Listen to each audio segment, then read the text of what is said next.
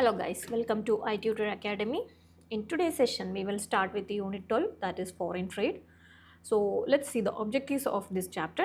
After reading this unit, you should be able to define the concept of international trade and the need for it, and state the advantage and disadvantage of international trade, and identify the type of trade barriers and the initiatives taken to remove these barriers, and analyze recent trends in India's foreign trade.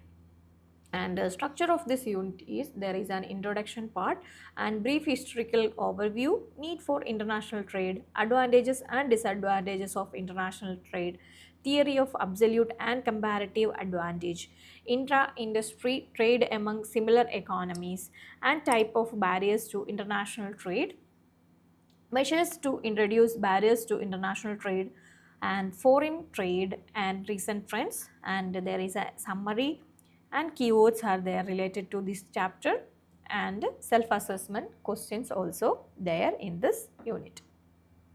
So let's begin with the introduction part. We all exist in a global marketplace.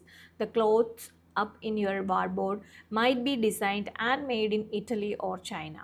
The car that you own might be from Japan or Korea. The fancy and latest smartphone that you possess might be made in Korea or China or Japan.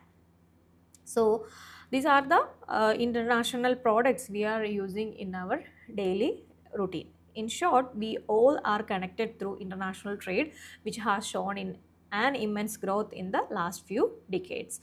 International trade refers to the exchange of goods and services between the countries. In other words, international trade simply means import and export of goods and services.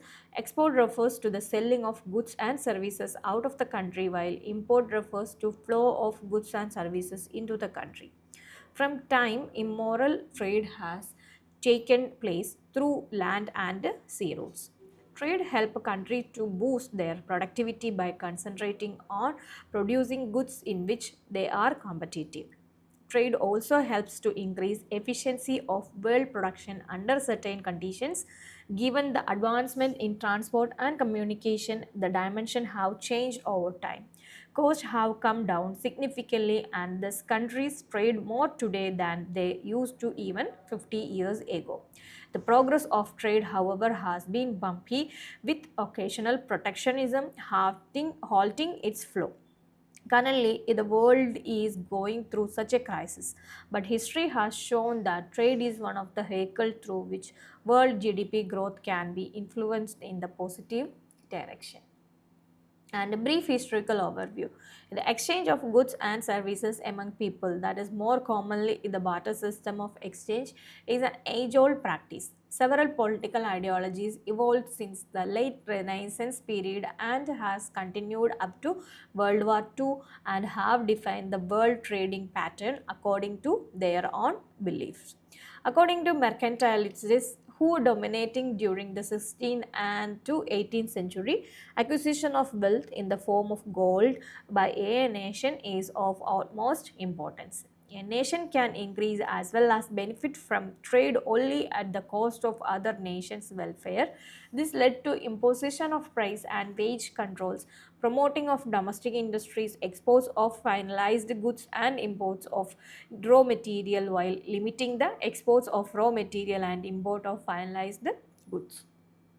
A strong opposition against the mercantilist came up towards the latter half of the 18th century in the form of physiocraft, that is, some French economic thinkers called themselves so as they supported liberalism, who demanded liberty in both production and trade. This led to strong opposition against excessively high and often prohibitive customs duties and tariffs, and negotiation of trade agreements with the more powerful foreign countries. A major success of this ideology came in the form of the Anglo-French Trade Agreement of 1860, according to which the French protective duties were lowered to a maximum of 25% in 5 years, along with the free entry of all French products except wine in Britain. So like that. So this is the brief history overview, and like that there is, and post the World War One, in the first half of the 20th century, trading condition were dead. World trade dispute to such uh, an extent from where recovery was almost impossible. It was further followed by the Great Depression of 1930s, and that witnessed mass unemployment level, giving rise to a mercantile system of trade through imposition of protective measures. So most of countries attempted to improve their balance of payment by, already we discussed the balance of payment on previous chapter, and raising their customs duties, introducing a wide range of import quotas, and imposition of exchange controls, that is government restriction on the transaction related to foreign exchange, where purchases involving foreign exchange transaction cannot exceed receipts in foreign exchange.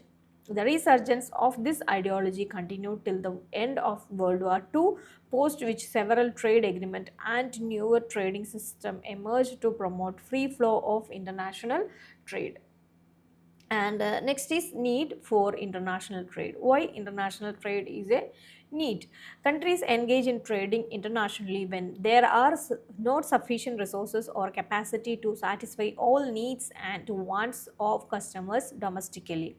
By developing and utilizing its own domestic resources, a country can produce goods it is capable of, create surplus, and then trade internationally to buy goods and services from abroad which it is not capable of producing. The concept of international trade goes back to almost 10,000 years ago, when there were not much defined modern state and national border concept. It goes back to the time when ships and pack animal were the only mode of trading among people. And the countries today globally would not be able to survive without trading internationally. With the greater size and increasing population, there is an increase in need and wants of national domestically, which a country may not be able to produce given its resources base. Hence import and export relations worldwide are an integral part of survival for every economy. And price and quality and availability demand is there. And next is advantages and disadvantages of international trade. Trading internationally has the following advantages. There is an economies of scale, competitive advantage, competition, transfer of technology, more job creating opportunities. And however, there are certain disadvantages also associated with international trade, such as over dependence, unfair for startups, national security threats are there, and burden on natural resources are there. And next is theory of absolute and comparative advantage. International trade is now a global necessity. No country can better off without trading internationally. David Ricardo, an economist and member of the British Parliament in the year 1817, argued in his paper on the principles of political economy and taxation, stating that free trade and specialization can benefit all trading partners, including a country which happens to be relatively inefficient. To understand this, we need to dive into the concept of absolute and comparative advantages of trade. Let us take for example that there are two countries, home and foreign, producing two goods, cheese and wine. To keep things simple, we assume that each country has only one factor of production, labor. The unit labor requirements, labor hours required to produce a unit of goods to produce cheese and wine in home country is given by, and while that the foreign is denoted. And here is some words, and you just go through your material also. And the theory of absolute advantage state that when the one country can produce a good with a lesser unit of factors of production compared to another country, then the former country is said to have absolute advantage in the production of the good. And in case I, there is case 1 and case 2 are there. There is an example also, because it's a theory. Okay, theory of comparative advantage. So here is one formula for that, that is denoted here also. Okay, so it's denoted by like this. You just go through your material for more.